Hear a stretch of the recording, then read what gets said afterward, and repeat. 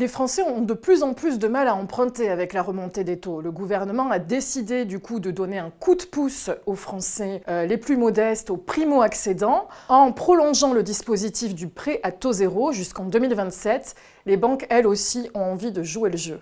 Les banques ont une attitude un peu diverse par rapport au crédit immobilier. La plupart de celles qui avaient fermé les vannes du crédit veulent actuellement repartir en conquête, puisque leurs marges commencent un petit peu à se redresser. Et puis il y a celles qui ont moins desserré la production de crédit, et pour lesquelles d'ailleurs cette clientèle de primo-accédants éligible au PTZ prioritaire et a une part très forte dans leur production. C'est le cas du Crédit Agricole, qui a une part de marché très élevée sur cette clientèle-là, et qui a décidé d'emboîter le pas aux annonces de Bruno Le Maire en doublant le dispositif du PTZ jusqu'à 20 000 €. Les banques populaires, les caisses d'épargne ont fait de même quelques semaines plus tard en proposant des offres à cette clientèle spécifique. Ces mesures vont donner un coup de boost à cette clientèle de primo-accédants, vont contribuer un petit peu à dégripper le marché, mais il n'y a pas de remède miracle. De la même manière, si on regarde le critère de ce PTZ nouvelle mouture, il est recentré sur les logements collectifs neufs